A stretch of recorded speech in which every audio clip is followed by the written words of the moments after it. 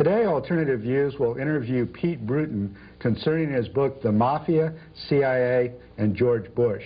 Pete is a former Houston Post reporter who broke the story of the connections between the S&L scandal and the CIA, exposing how CIA assets would borrow money from the S&Ls to finance off-the-book operations and then declare bankruptcy and leave U.S. taxpayers with the bill.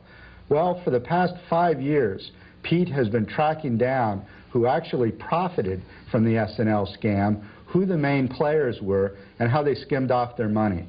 Lo and behold, Pete discovered that the beneficiaries of the S&L scandals were friends of George Bush and his family, unsavory folks connected to the CIA and Mafia, as well as associates of Texas big shots such as Senator Lloyd Bentsen and Houston power broker Walter Mischer. Well, obviously, this is an explosive story, and today we are going to explore the full ramifications of the S&L crisis with author Pete Bruton, who's now a law student here at the University of Texas. Pete, this is such an incredible story, one that is so complex, it seems to me almost one impossible to tell, but you do it so well in your book. Before we get into the intricacies of it, I wonder if you can tell us how George Bush himself was involved in this. His family was, but was he himself involved much? Bush's role was on many levels. First of all, as vice president during the Reagan-Bush years, he was the head of the Reagan-Bush deregulation efforts across the board, and that included savings and loans. And the deregulation of savings and loans that occurred primarily in 1982 with the St. Germain-Garn bill basically opened up savings and loans to the crooks. S&Ls had traditionally just done home mortgage lending to middle-class Americans, and they succeeded very well for 50 years. They had some problems then in the late 70s and early 80s with the inflation, so the Reagan-Bush administration and Congress decided that they were going to deregulate, quote-unquote, savings and loans. And this allowed S&Ls to basically invest their money and lend their money on anything they wanted to, and was an open invitation to the criminal element. And sure enough, the Mafia was one of the first groups involved in looting S&Ls in the early 80s. And the deregulation that Bush was in charge of did that. Bush also, as vice president, either he or his top aides intervened in the federal regulation of the biggest failed savings loan in the country at that time, Sunrise Savings in Boynton Beach, Florida. The CEO of Sunrise went up to Bush's office when he was vice president, and the story varied. He tells one story one time and one story another. He either met with Bush, with Bush's top aides included C. Boyden Gray, who is the current White House counsel. And he asked them to get the federal regulators off his back. They were trying to stop Sunrise from basically throwing their assets away. And 1 week after he met with these people, the Federal Home Loan Bank Board that regulates savings and loans withdrew a very stringent cease and desist order against Sunrise and replaced it with a weak supervisory agreement.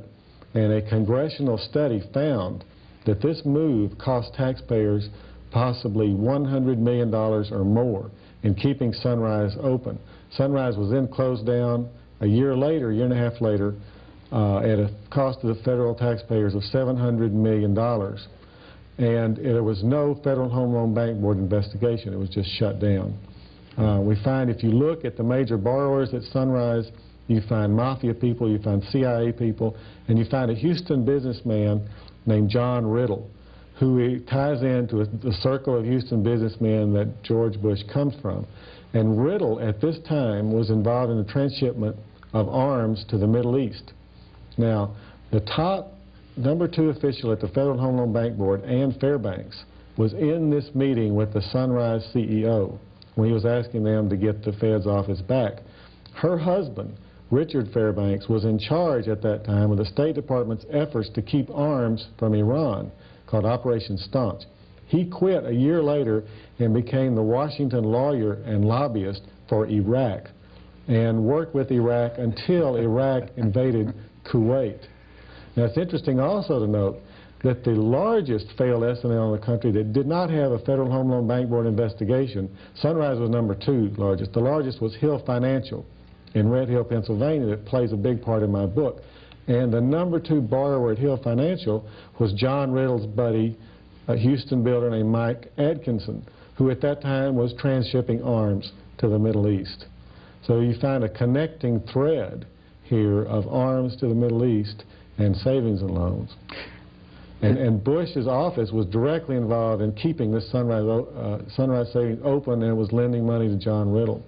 Now, we've had on Alternative Views, those of you who've been watching Alternative Views regularly know that about the drug scams which were going on, where illegal arms would be shipped down to the Contras particularly, and the C-130s would be filled up with cocaine and all and brought back in the United States and offloaded, sometimes at U.S. Air Force bases, sometimes at more covert landing strips. Now, how would this operation fit in with what we're talking about? Right. We found a number of people in Florida that were helping the Contras, taking weapons, guns for drugs, that were involved in failed banks and savings and loans. One CIA gun and drug runner was a guy named Jack DeVoe. And DeVoe was actually bringing in his cocaine into the Ocean Reef Club on Key Largo that was owned by Carl Linder, the Cincinnati businessman. Oh, and he's very close to Bush. Very close to Bush. Okay, Bush would go down and actually vacation at the Ocean Reef Club. And there's a picture in my book of Bush in a fishing boat off Ocean Reef. And this is where Jack DeVoe was bringing in his cocaine. And DeVoe was also taking guns down to Latin America for the CIA. Now, DeVoe's money launderer was a Miami attorney named Lawrence Freeman. Freeman had previously worked for Paul Hellawell, one of the founding fathers of the CIA, and also was laundering money for Santo Trafficante, the Tampa, Florida Mafia boss. Freeman drew up the documents, the sales contract for a 21,000-acre land deal in the Florida Panhandle that Hill Financial Savings, the one in Pennsylvania we previously talked about, and Vision Bank Savings in Kingsville, Texas, that was owned by Walter Mischer's former son-in-law, financed. And here we have Lawrence Freeman drawing up the papers and involved with these people.